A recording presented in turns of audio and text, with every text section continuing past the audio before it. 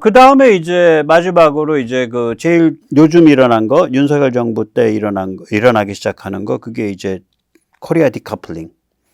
그 다음에 박근혜 정부 때 이제 사드 때부터 터져 나온 한알령. 그 다음에는 짧게 잡으면 2013년 시진핑의 정식 집권. 좀 더 길게 잡으면 2007년 시진핑의 후계자 지명. 시진핑이 후계자 지명이 된 게 2007년쯤 됩니다. 공식적 지명은 2008년일 텐데 2007년 되면 하루아침에 그 정치국 상무위원 되고 뭐 좋은 자리를 많이 차지하고 아마 당교 교장도 2007년에 맡았던 것 같은데 그 당교 교장 맡는 게 굉장히 중요한 거거든요. 뭐 문재인 대통령은 저기 더불어민주당 소속이고 이재명 그 당수도 더불어민주당 소속이고 또 더불어민주당이 더불어 중국당으로서 중국 공산당 당교와 업무 파트너십을 맺고 있으니까 예, 가서 중국에 잘 작업하십시오. 아마 당교 교장의 운전수는 할 겁니다. 예, 당교 교장의 운전수. 당교 교장은 셋 중에 하나입니다. 아까 말씀드렸듯이 그러니까 최고 권력자, 그러니까 주석이든지 아니면은 그 최고 권력자의 대리 바지사장이든지 아니면은 차기 최고 권력자예요. 그러니까 내정이 된 경우에는. 그러니까 아무튼 간에 시진핑이 벌써 2007년, 2008년에는 공식적인 후계자고요. 2007년에 벌써 딱 분위기가 그렇게 잡히거든요. 그래서 시진핑이 그렇게 분위기 잡힐 때부터 이게 북한의 핵 도발이 굉장히 활발해지고 특히 시진핑이 완전히 올라선 2013년부터는 더 살벌해지고 그랬죠. 자, 그러면 북한의 핵과 미사일은 이거는 중국 작품이란 말이에요. 나중에 한번 제가 시간 있을 때 다뤄드릴게요. 그게 조선족인지 아니면 한족인지 모르겠는데 헤이룽장 출신의 세계적인 중국 공산당이 앞전으로 내세운 세계적 이펑웨이 한자로 ECE에다가 모방자에 사람인변에 쓰는 위자 써요. 이펑웨이가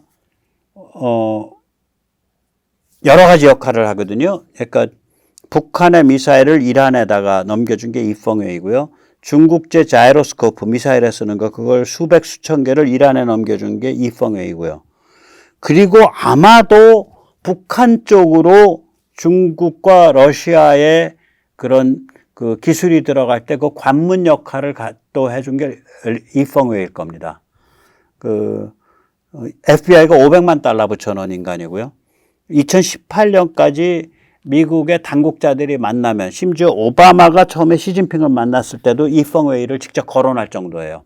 너 걔 드러내라.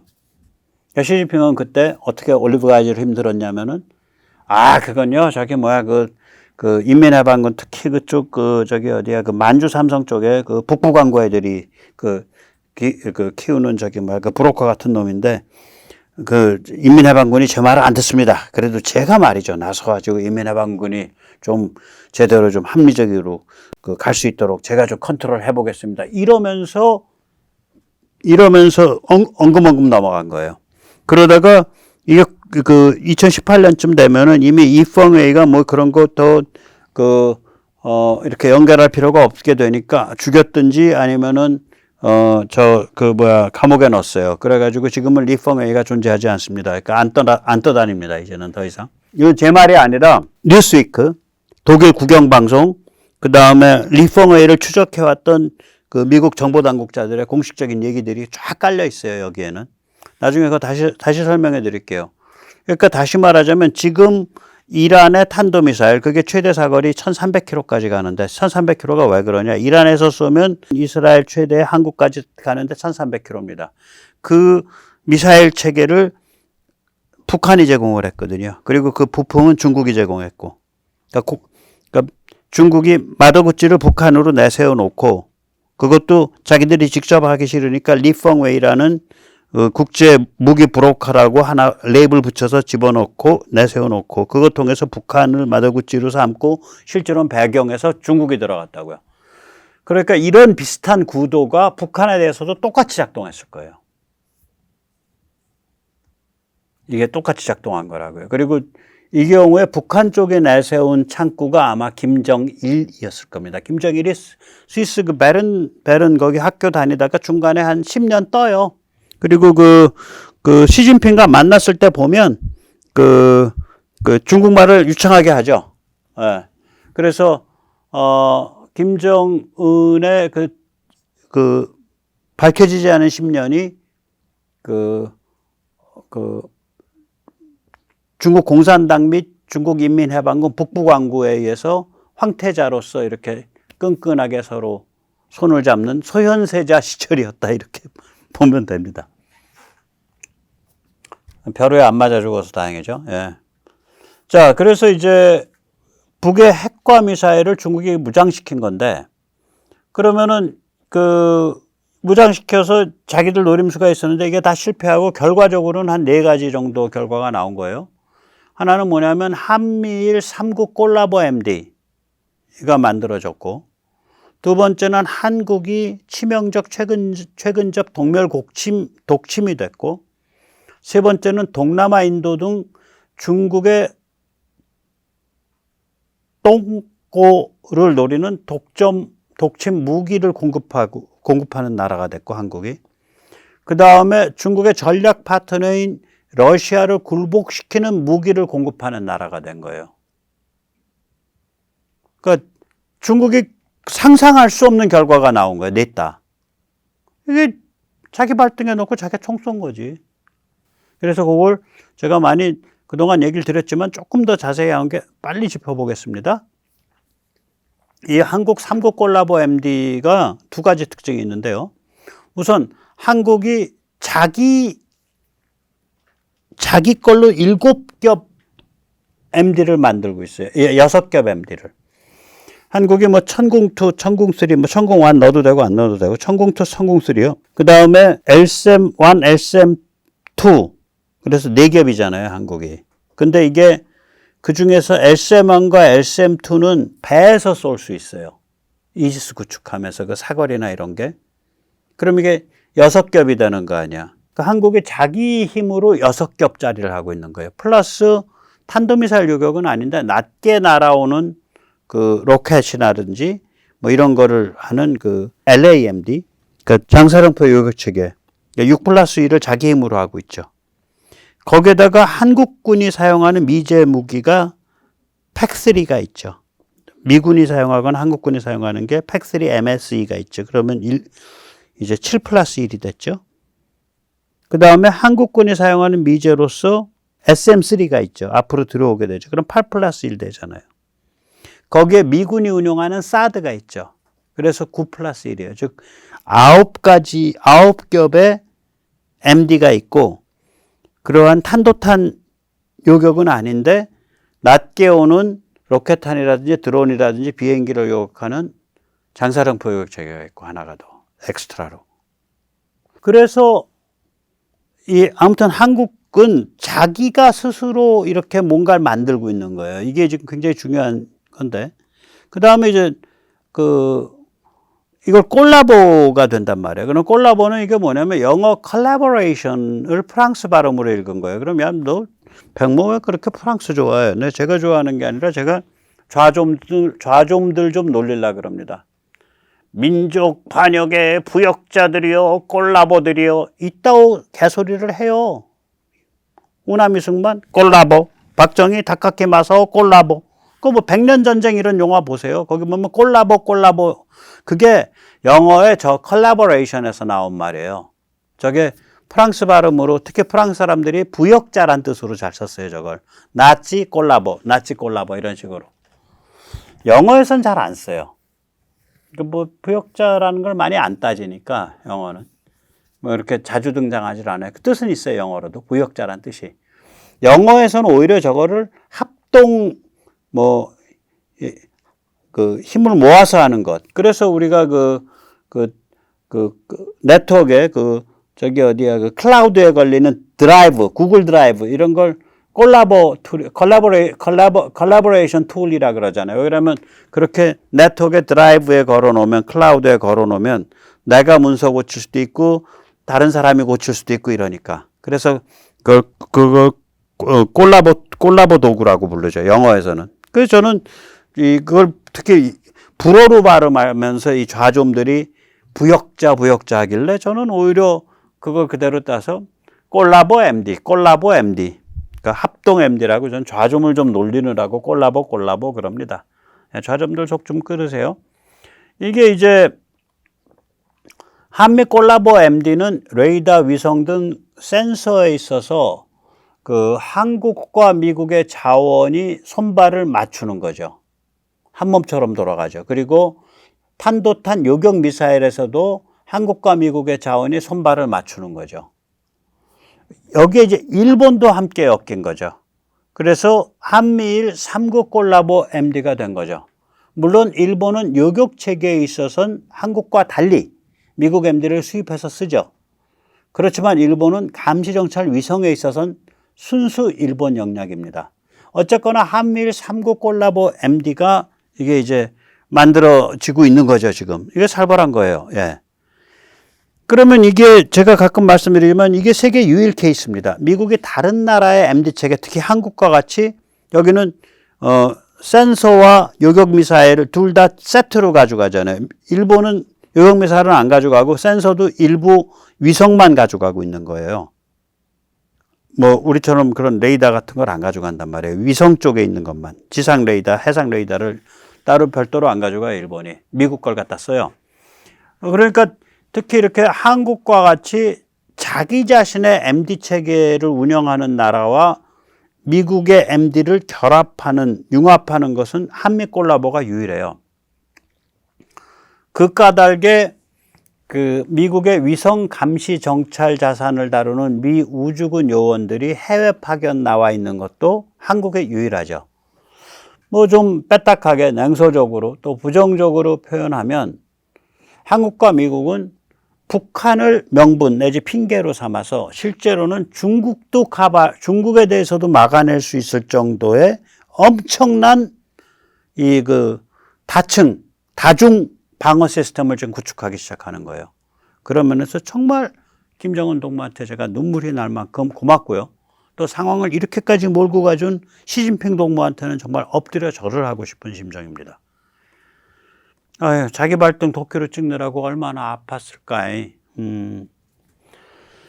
자, 이렇게 또 하다 보니까 이렇게 북한을 내세워 가지고 우리를 압박을 하니까 핵미사일로 우리는 딱 보니까 이제 최근접 공멸 독침을 하죠. 그러면 이제 작게라는 건 그 반경 뭐 한 1000km. 뭐 사실 뭐 미사일이나 공중발사 장거리 순항미사일 하면은 1000km 그냥 가잖아요. 장거리 순항미사일 500km인데 비행기 떠가지고 500km 나가서 쏴버리면 거기까지 가는 거니까. 작게는 5성 30, 저장, 장수, 산동, 허베이, 랴오닝, 베이징, 텐진, 샹하이. 크다란 얘기는 한 2000km. 예. 하이난까지 2200km밖에 안 됩니다. 충칭까지 2000km밖에 안 돼요. 크게는 8성 30. 여기에는 3개 성과 1개 시가 붙죠. 더 추가되죠. 하이난, 광동, fujian. 그 다음에 충칭. 그래, 8성 4시. 예, 8성 4시죠. 뭐, 그러니까 이건 뭐 굉장히 치명적인 공멸 독침이에요. 그냥 최근적 공멸 독침이에요. 그래, 뭐, 진핑이 하지. 뭐, 당신이 좀 성격이 못돼 먹었다며. 그래가지고 뭐, 한반도에서 불장난 좀 만지작 한다며. 근데 우리 우리 성렬이 형이 말한 거 들었지? 동북아시아 불바다라잖아. 동북아시아 잿더미. 근데 거기 북자는 괜히 넣은 거야. 그냥 동아시아 잿더미야. 저 하이난까지 당신들 골로 가는 거야. 잘 알아서 계산하세요. 네. 그거예요. 이게 이제 중국이 우리를 밀어갖고 우리가 이제 무기가 무서운 기세로 발전한 거 아니에요. 그래서 10년쯤 지나면 이제 프랑스를 추월해서 미국에 이어 세계 2위 무기 수출국이 될 판이거든요. 지금 뭐 2027년까지인가가 4위인데 그 다음에 이제 KF-21 본격화되고 뭐 좀 더 나오고 뭐 계속해서 발전을 하면 세계 2위 가죠. 2030년대 33년 34년이 되면 그래서 이 한국 무기가 이게 무서워지고 있어서 한 5년 10년 지나면은 그냥 이 최근접 공멸 독침이에요. 5년, 10년? 뭐 아무것도 아니거든요. 사실 이런 게임에선. 예, 그 다음에 이제 거기서 끝난 게 아니라 북핵 미사일로 이렇게 밀어붙이니까 한국 무기가 무서워지니까 그 다음에 한국이 동남아랑 인도에다가 무기를 하는데 동남아 남중국은 중국 아랫배네. 그리고 인도는 하나는 방글라데시 위에, 그러니까 부탄 오른쪽에 있는 저 국경지대, 다른 하나는 네팔 왼쪽, 파키스탄 옆에 있는 국경지대. 저기서 두 군데서 중국과 마찰을 일으키고 있는데 그 두 지역이 가만히 보면 저게 동꼬라고요, 동꼬. 그 아랫배와 동꼬가 다 그냥 두들겨 맞는 거지. 저기에 중국을 붙잡아 놔야 한반도와 서해 쪽에 그리고 동중국해에 몰리는 중국의 군사적 압력을 좀 옆으로 빼는 거죠. 우리 그런 일 하고 있지. 예. 그 다음에 제가 거듭 말씀드리지만 러시아의 패배는 엊그저께 보여드린 누구냐? 니키 헤일리. 예. 그러니까 defeat of Russia is the defeat of China. 그러니까 러시아의 패배는 중국의 패배거든요.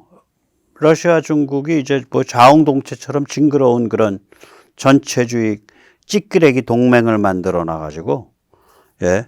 그래서 러시아를 이제 동유럽이 중무장을 하고 러시아를 압박을 하면 러시아는 결국은 안 되겠나 하고 이제 푸틴 같은 인간들 좀 날려버리고, 예, 푸틴 같은 인간들 좀 날려버리고, 이제 러시아는 이쪽으로 옮겨오게 되죠. 유럽 쪽으로 무릎을 꿇게 돼요. 그러면 러시아와 중국이 헤어지게 되는 거지.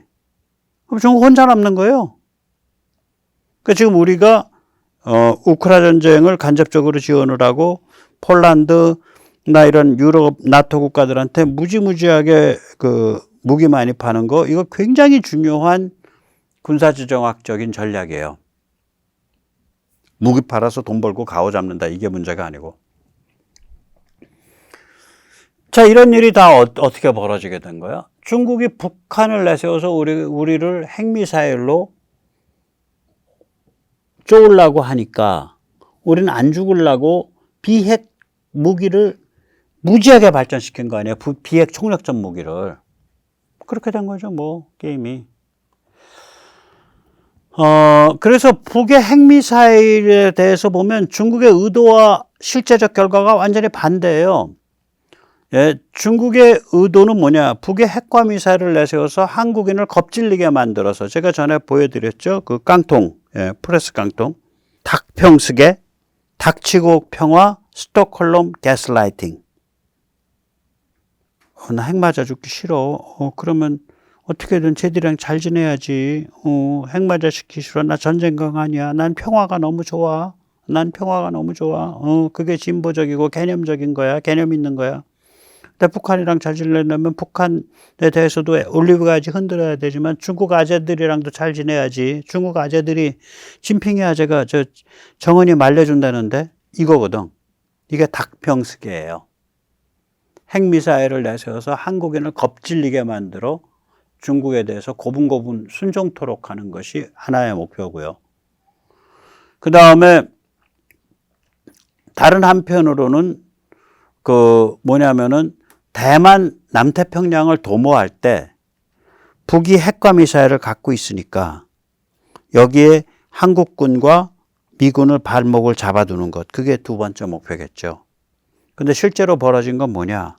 북과 핵미사일을 주니까 한국이 고분고분해진 게 아니라 이놈들이 죽을 똥살똥 독이 올라가지고 온갖 비핵 첨단 무기 다 만들어서 그 다음에 지구상에 존재한 바 없는 3국 콜라보 MD 체제를 만들어가지고 방패를 막 겹겹이 9겹을 쌓는다 그러고, 그 다음에 온갖 비핵 전면전 무기를 만들어서 최근접 공멸 독침을 한다. 야, 너랑 잘못 엮이면 우리도 골로 가지만 너희 팔성사시 골로 가는 거야. 충칭까지 이러고서 덤비고. 그 다음에 대만 남태평양 도모를 쉽도록 하는 게 아니라 동남아와 인도를 중무장하고 동유럽을 중무장해서 중국의 등짝에 칼을 대고 중국의 동꼬에 칼을 댄단 말이에요. 그러니까 전혀 이게 자기들의 의도와 달리 의도는 아주 근사했지. 그런데 실제 일어난 일은 뭐야?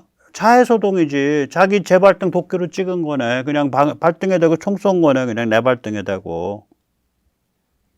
이런 일이에요. 계속 지금 일이 벌어지고 있는 게. 한류를 막았더니 한류가 음성화되면서 어떤 정치 위기가 오면 여기다 중국인이라고 한글로 박은 티 입고 다니는 게 반체제의 상징이 되는 그런 시대가 온다니까요. 그게 밈이 되는 거예요. 저항의 밈.